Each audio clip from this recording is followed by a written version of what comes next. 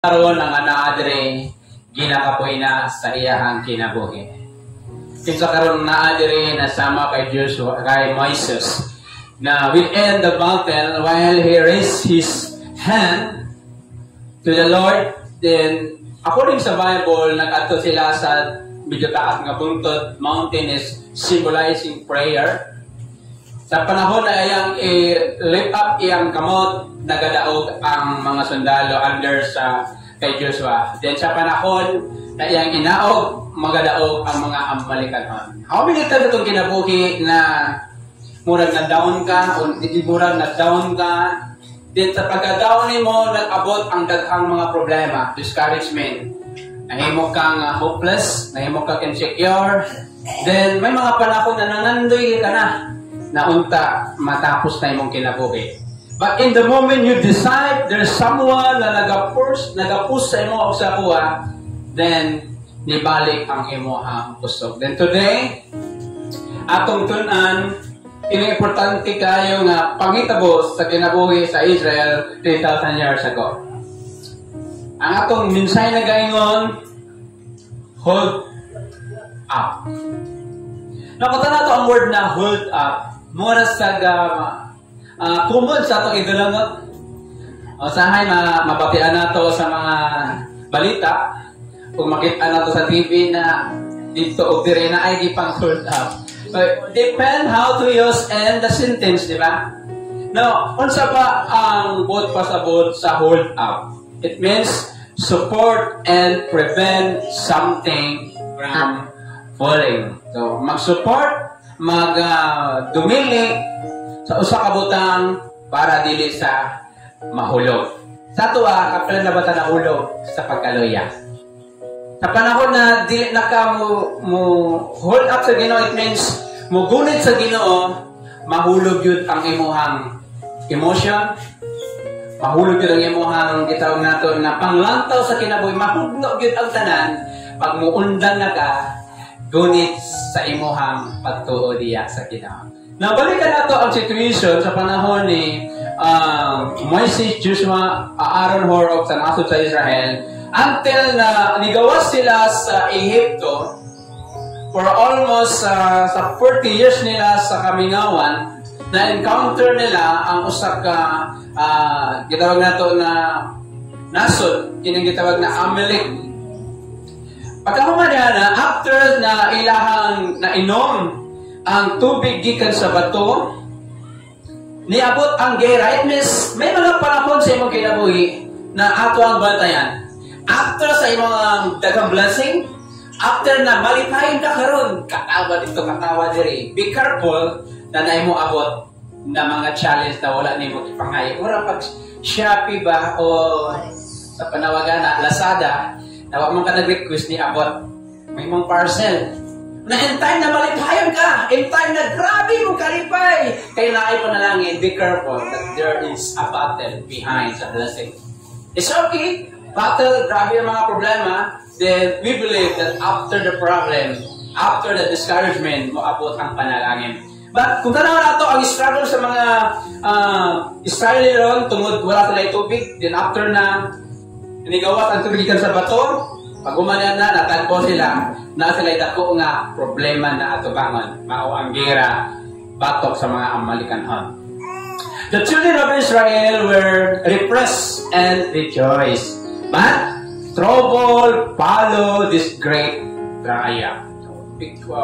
Mahimo tayo sa 1 Peter chapter 5, verse 8, be sober, be watchful for our enemy, the devil like a ruling lion.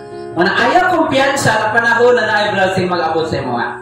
Sa panahon na malipayon ka, na dili ka magkumpiyansa na naman, mo attack ang yawa. Amen? Kinsa nakaagiyana? Abi ang blessing, naman ka malipayon ko ganina, nananihilak man ko karon. Wala kang ka-encounter arang na situation.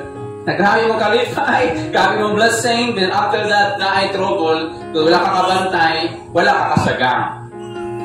In this world, we have tribulation. Muna ang John 16:33. But ang good things na dili tanan kasakit, dili tanan problema, makatag po ng Ginoo o kadaugan.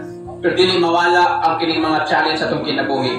the attack of the Amalek. Muna ang tribulation, ni-atake ang mga Amalikanon.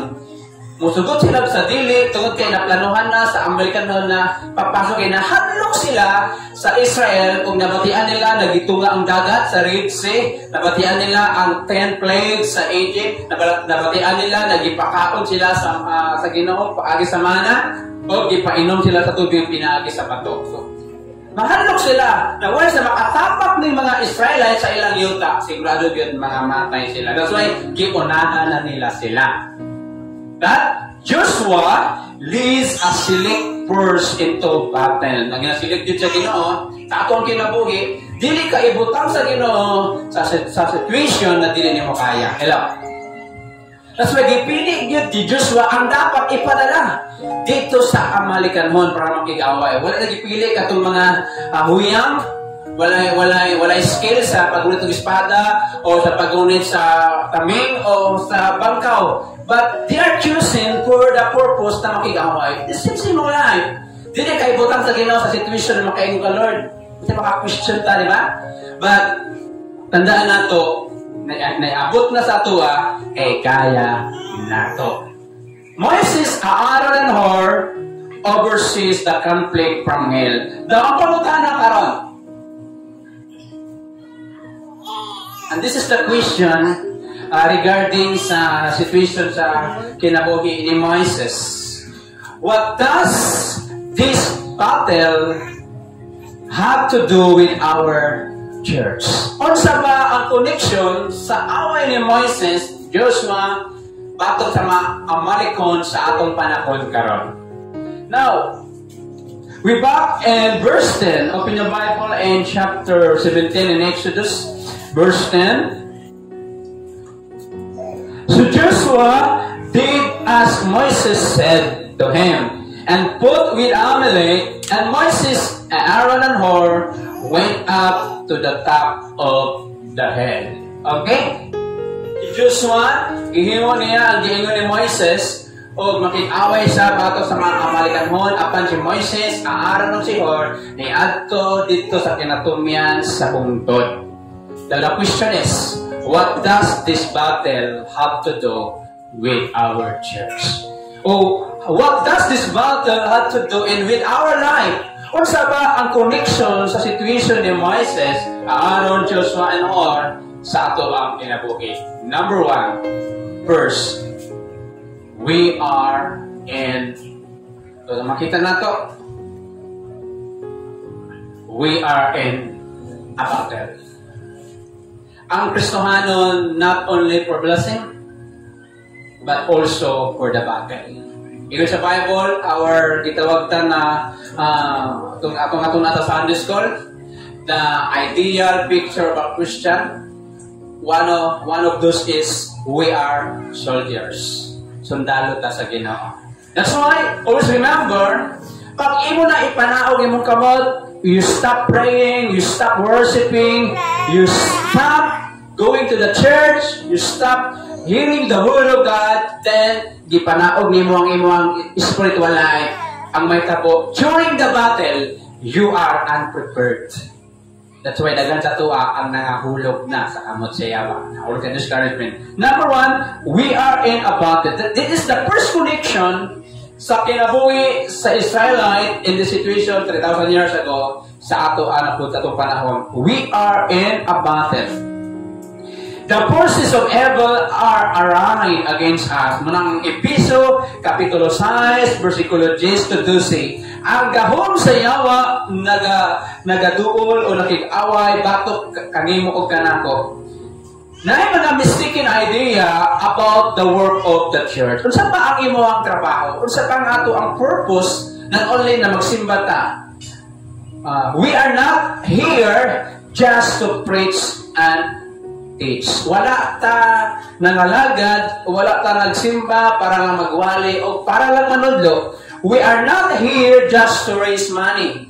Wala po ta nato simbahan para muhatag lang para sa puluton sa Ginoo. We are not here just to run program. So wala ta nato simbahan para mosunod ta sa mga program o sa mauna prayer pa o person worship pa. Wala ta niana mga pamaagi. We are here to do battle with the enemy. Hello? We are here. Naat na para i-equip ta, tudloan ta, kung saan na to pagkatubang yawa. Yung sa Bible is like a rolling lion, seeking home to devour. May ko tag-devour, grabe ang iyahang progressive na tukbon juga.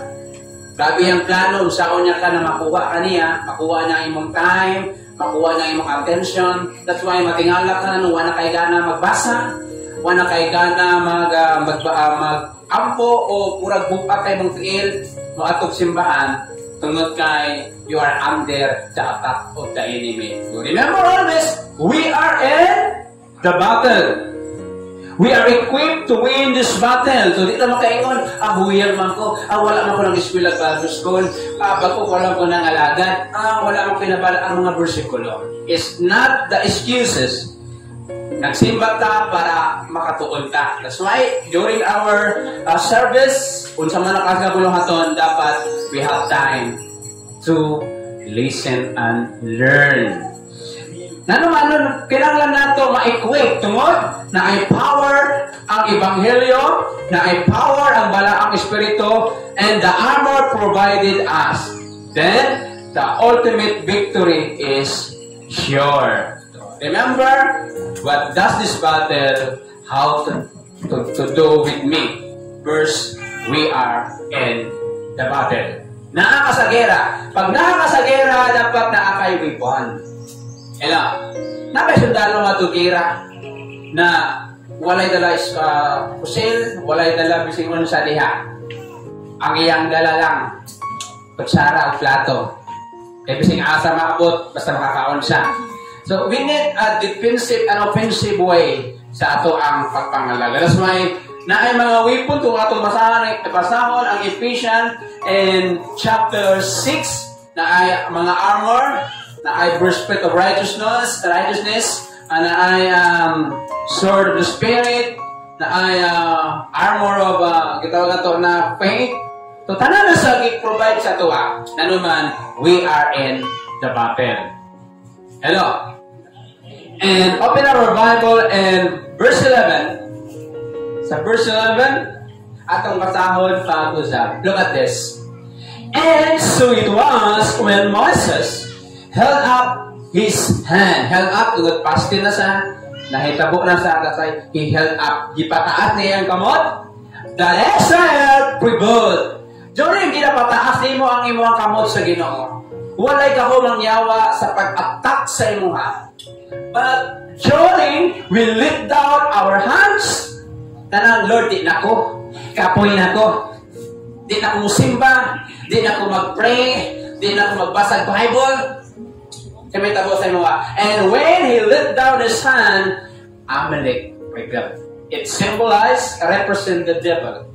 Mudaog ang imong negativity, mudaog ang imong pag-discourage, mudaog ang imong disappointment, pag muundang na ka sa imong gigunitan, tiyak nga saan sa Ginoo. Hello? So number 2, what does this battle connected to us is, okay, and okay, we may become weary in the battle. Una, we are in the battle. Ikalawa, pwede ta kapuyon panahon sa gera. Kaya nga itong kalaban, not first the devil, your enemy is yourself. Right? Ang yawa, ikatulo na ito nakaaway. First, yourself. Second, the system of the world. And third, the devil. How can you fight direct to the devil kung imong kaugalingon ang imong kalaban? Gusto ka mag-pray pagkabuntag, pero pulaw ka sa scrolling ni mo pagkagabi, Allah, sabihan kita mo, ay, maglingaw-lingaw rako, tagaaw na. O niya, pagkabuntag, di nakaka-pray, kaya di bawi kag tulog. That's why dali ra ka maluya. Oh?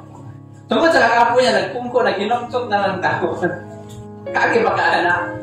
Once ikapoy na ka, mao na ang time na grabe na ang atake sa yawa. Next picture. Tanaw na to, no? Ginakapoy na ka. Imagine ikaw ni, then you look the enemy. Tanaw ni mo, wakay bugas. Wakay kwarta. Kanya na kayo mga masakit. Kanya, naapagay kayo mga kailangan mo himuon. Naon sa may himuon mo, kay kapoy naman ka. Oh, next.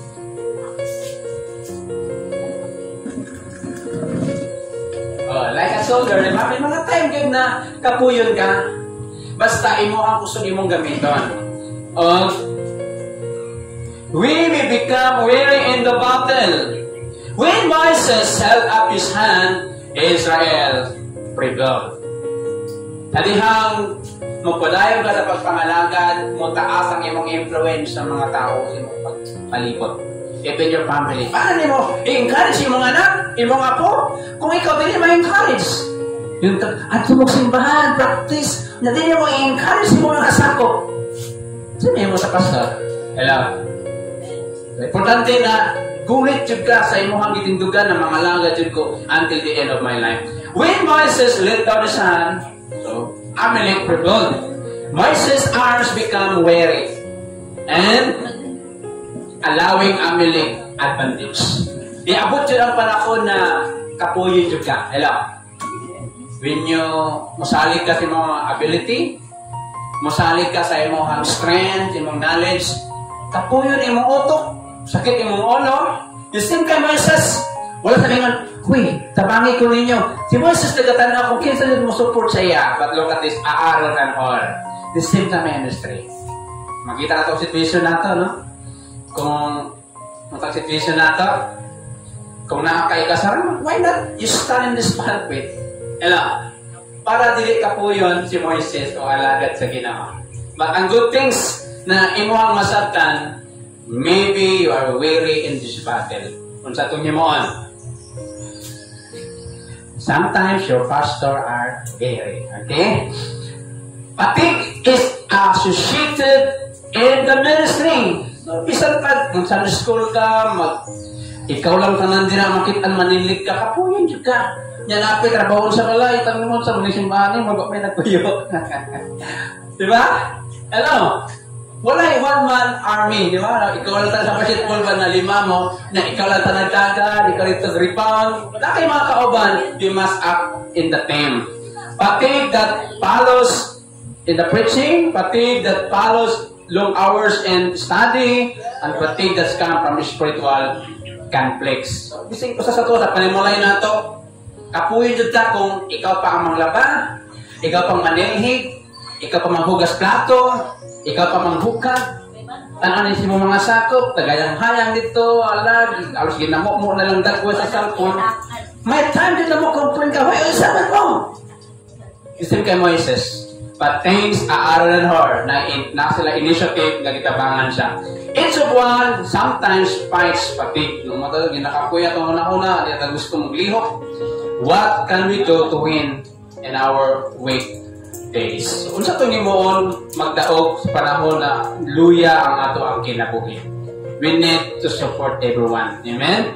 We need like Moses, like Aaron and Hur. But the things to remember, we will become weary in the battle. Walay superman dere.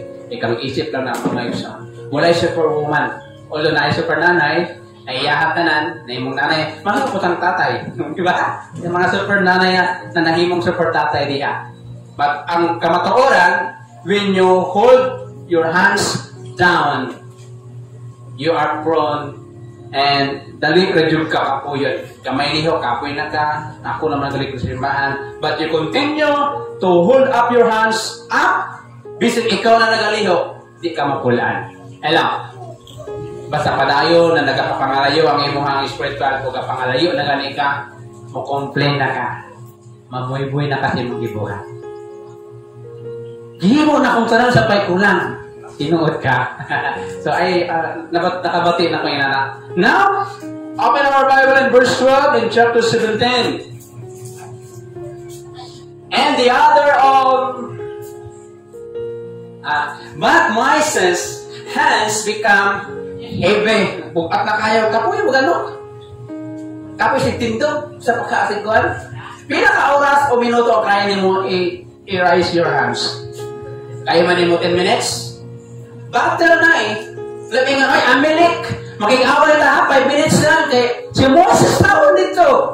But, nagadepende na sa, not by hours, not by minute, sa resulta kailangan battle. But Moses' hand become heavy. Nabukat na kayo dito sa nakareach out ng mga panahon kinabuhi.